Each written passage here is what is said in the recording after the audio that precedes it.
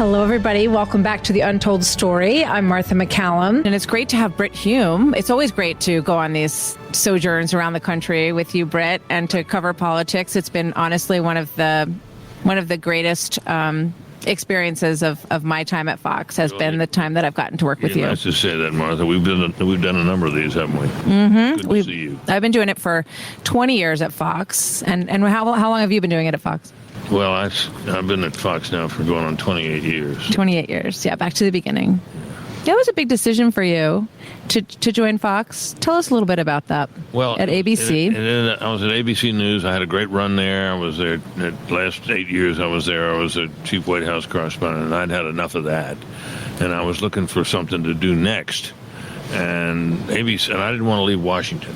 Mm-hmm. It was my hometown, and I've left there since, but I didn't want to leave there then.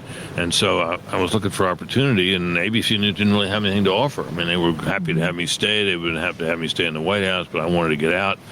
And I'd always thought, all through the years working as a correspondent in Washington, that if somebody ever started a news service that was designed to be balanced and fair, and had a little bit of more conservative opinion than you can find in any of the normal journals and services that you see and read, that it would probably be a great success.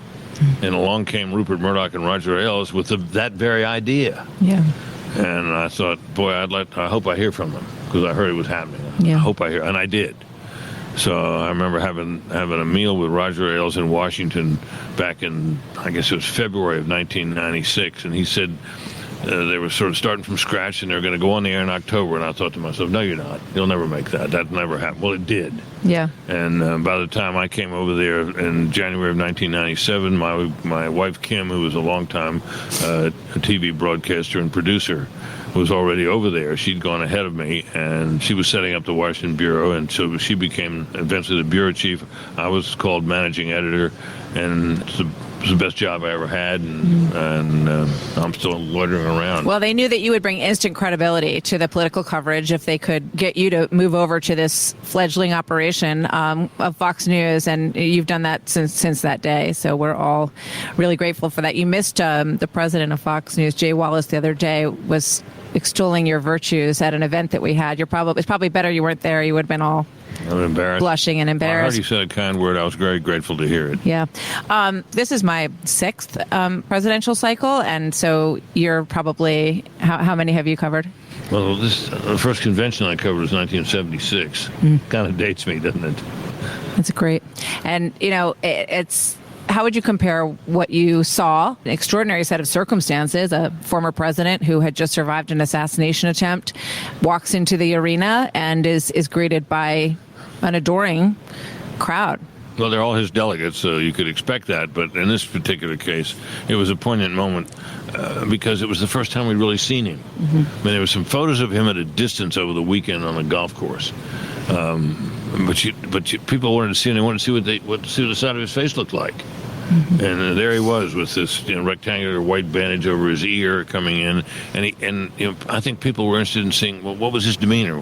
How did he seem? Did he seem like somebody who'd been through something and was maybe a new edition of himself? And he seemed to me to be very subdued, but I can imagine people tuning in, hearing that they're going to get a look at him, because whether you're for him or against him, you had to be curious about that. Of course. So he came in, and he was, you're right, an adoring crowd. The more so, obviously, because of what he'd been through. Mm-hmm. So it was quite a moment, and he got Lee Greenwood. He got Lee Greenwood up there singing. Proud to be an American. God bless America. Yeah. God bless the USA. God bless the USA. Thank you. And that for so many years was an anthem of the Republican Party, particularly during the Reagan years, and it still is. Yes. And of course, it was a very emotional song.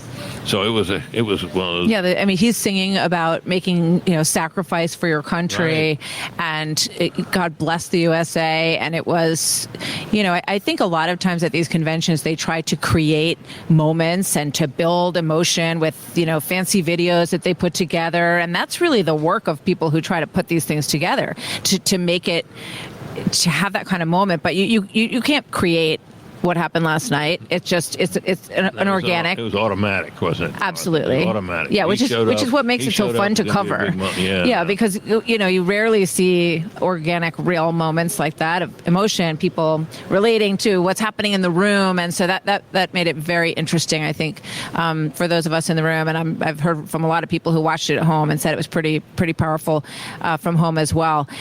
But let's talk a little bit about what led up to that moment. And if the convention weren't this week, we would be 24/7 covering this assassination attempt and the pieces of it and how this happened. And Kim Cheadle, the head of the Secret Service, who oversees the Secret Service, did an interview, and I know that you watched it closely. Tell me a little bit about your reaction about what this person who's in charge of the people who are supposed to protect the president had to say about it. Well, she said she's staying on, and one might have thought with a failure this staggering that the person who is in overall charge of the agency that was responsible for the whole thing would resign, just on principle. Whether they were personally responsible or not, resign. She indicated she's staying on, and then when asked about why that rooftop was not covered in their protection plan, she said it was a sloped roof. Well, that's what they had snipers on a sloped roof, for God's sake. I mean, that's the most inane answer, the silliest answer I can imagine. I mean, I don't know how she can survive that, but in this era in America, and in this administration in particular, accountability seems to be a thing of the past. You'd think she'd be gone. And, there's some honor in that.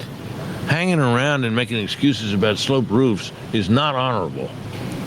I'm glad you said that about the tenor in the country when it comes to things like this now. And I was talking to someone who was on the Bush detail, and he said, we had standards.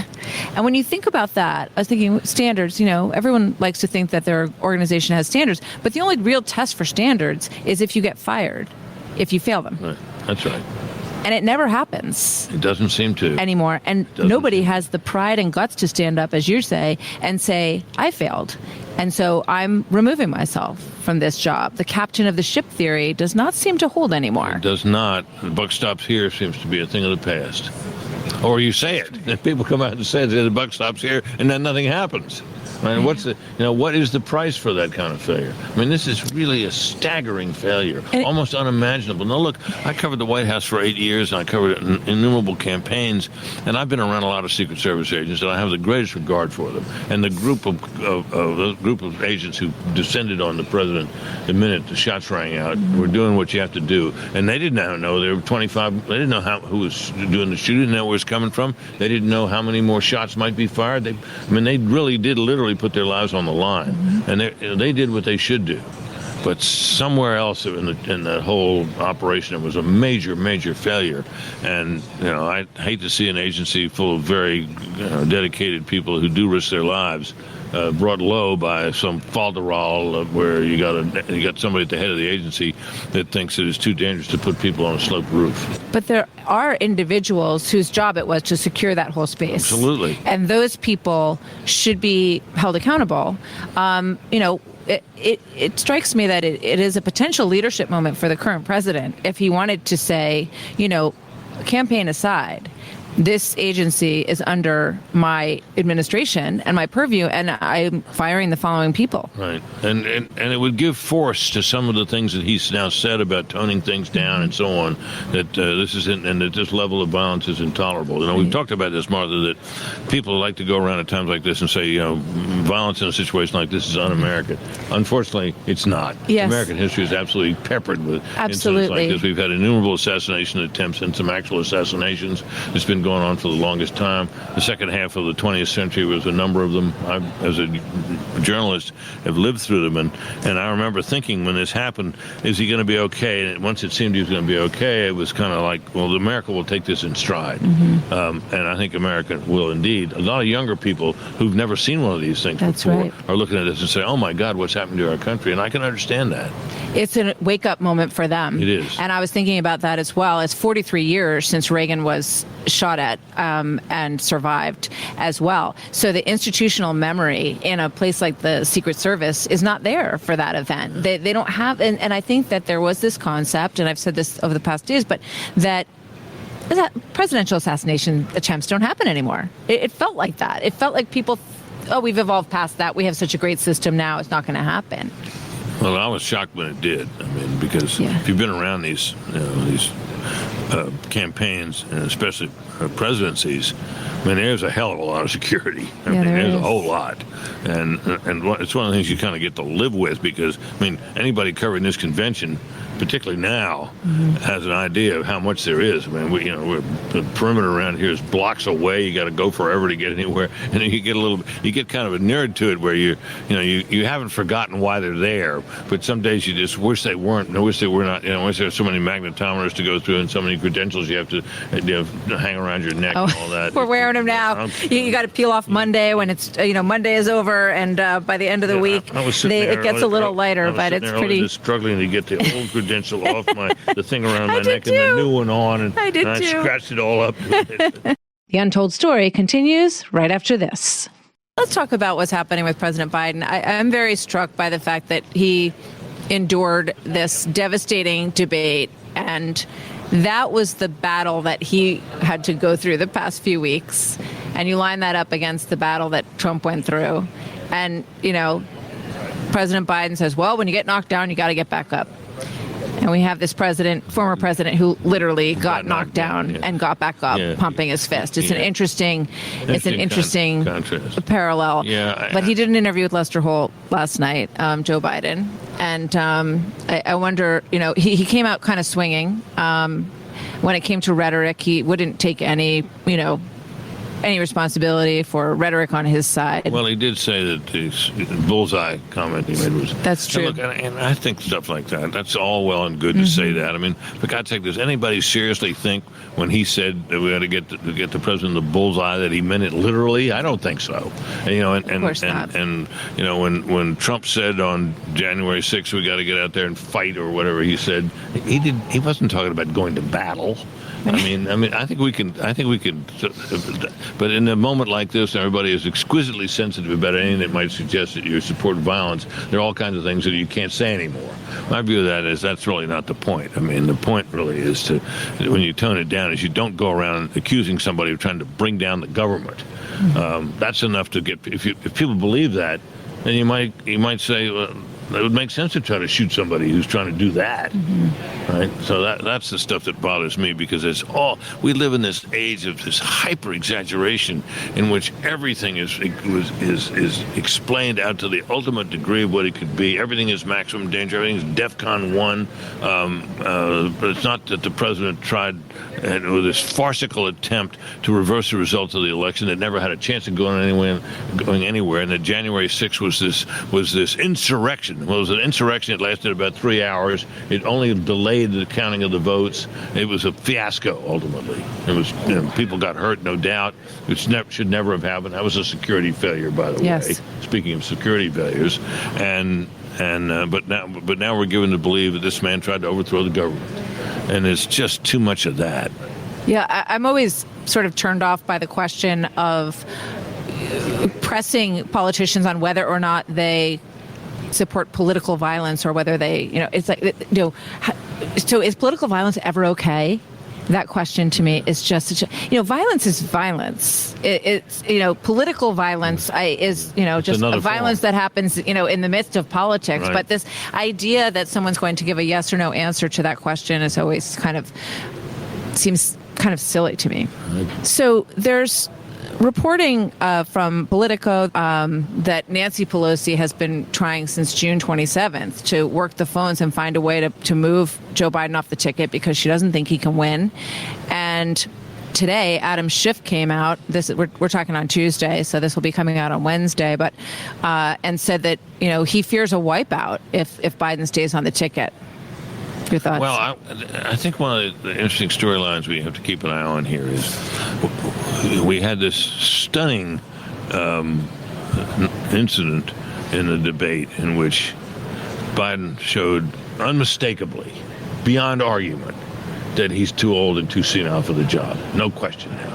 I mean, and the overwhelming majority of the American people believe that, and the overwhelming majority of the American people thought it ahead of time. The people, in a way, here were ahead of the media in Washington. 100%. The polling has been majority say he's too old for the job for months and months. And I don't think that people have the same impression, despite the fact that he's 78 years old, of Donald Trump. So under these circumstances, with a president who seems disqualifyingly old, the opposing candidate ought to be way ahead, not 2 or 3 or 4 points ahead, but way ahead. And given the fact that people also remember, a majority of them remember life pre-COVID under Donald Trump. By the way, they don't seem to hold him responsible for COVID. They get that COVID was a black swan event. He ought to be way ahead. Why isn't he? The answer is there is still in this country, in my view, very strong resistance to Donald Trump. Yes. And so when you judge this convention and what he says and does, it needs to be judged, in my view, just in political terms, against the standard of what is he doing that would overcome the doubts of people who might, in light of Biden's condition, be looking for an alternative and worried that maybe it can't be him. And I think that's where we are. I think that's where this convention finds us. I think that's the challenge that Trump faces in this convention, because there'll be so much attention on him. It's a great opportunity, but it's also a test. Absolutely.